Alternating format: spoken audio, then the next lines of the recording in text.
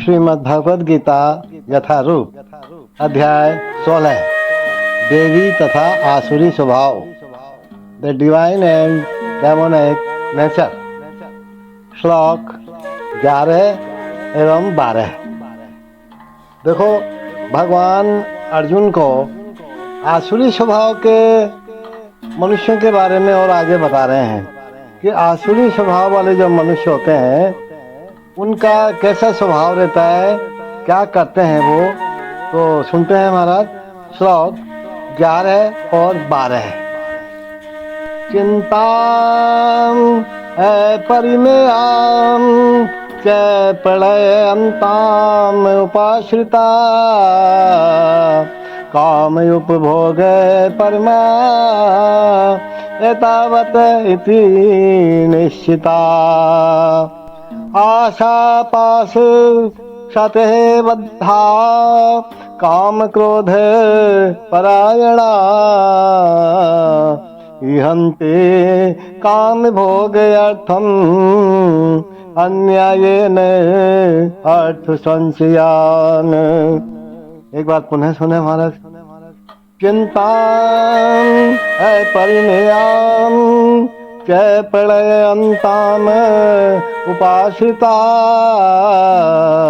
कामयुपभोग परमा तावत् इति निश्चिता आशा पाश शते बद्धा काम क्रोध परायणा इहन्ते काम भोग अर्थम अन्यायेन अर्थ संशयान। भगवान अर्जुन से आसुरी स्वभाव के लोगों के बारे में बताते हुए कहते हैं कि उन लोगों का ये विश्वास है कि इंद्रियों की तुष्टि ही मानव सभ्यता की मूल आवश्यकता है। इस प्रकार मरण काल तक उनको अपार चिंता होती रहती है।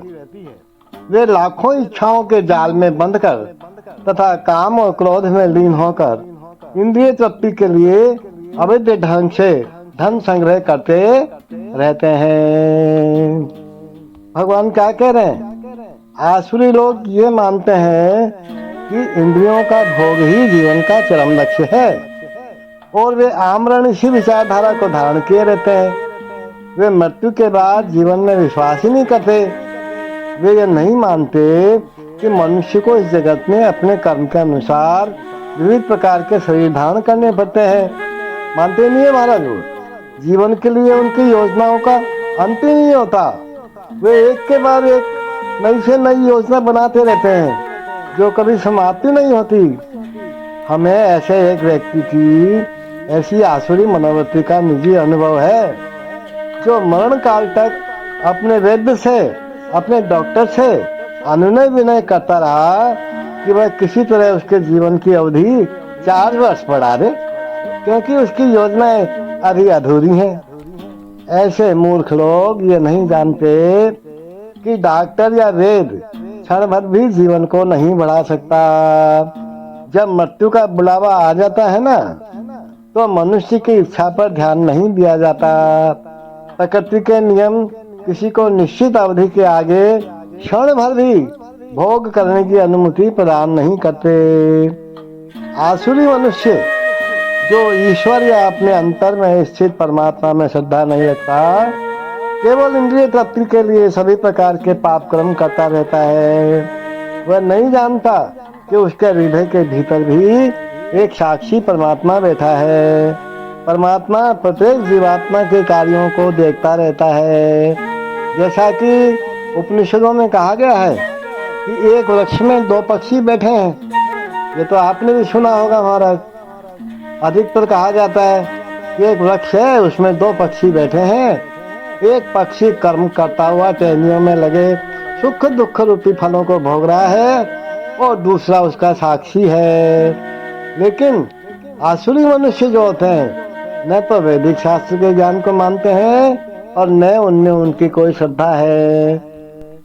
अतएव वह इंद्रिय भोग के लिए, कुछ भी करने के लिए अपने को स्वतंत्र मानते हैं और उन्हें उसके परिणाम की कोई परवाह ही नहीं रहती।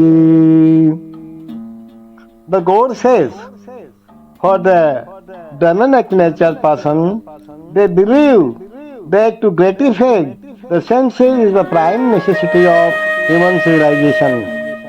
Thus, until the end of life, their anxiety is immeasurable, bound by a network of hundreds of thousands of desires and absorbed in lust and anger. They secure money. They secure money by illegal means for sense gratification. See, the demonic accept that the enjoyment of the senses is the ultimate goal of life, and this concept they maintain until death. They don't believe in life after death, and they don't believe that one takes on different types of bodies according to one's karma or activities in this world. Their plans for life are never finished, and they go on preparing plan after plan, doing plan and a plan, all of which are never finished. We have personal experience of a person of such demonic mentally who, even at the point of death, was requesting the physician to prolong his life for 4 years more because his plans were not yet complete. Now, such foolish people don't know that a physician can't prolong life, even for a moment. When the notice is there is no consideration of the man's desire. The laws of nature don't allow a second beyond what one is destined to enjoy. The demonic person who has no faith in God or the super soul within himself performs all kinds of sinful activities simply for sense gratification. He doesn't know that there is a witness sitting within his heart. The super soul is observing the activities of the individual soul as it is stated in the Upanishad. There are two birds. You might have listened it. There are two birds sitting in one tree. One is acting and enjoying or suffering the fruits of the branches, and the other is witnessing.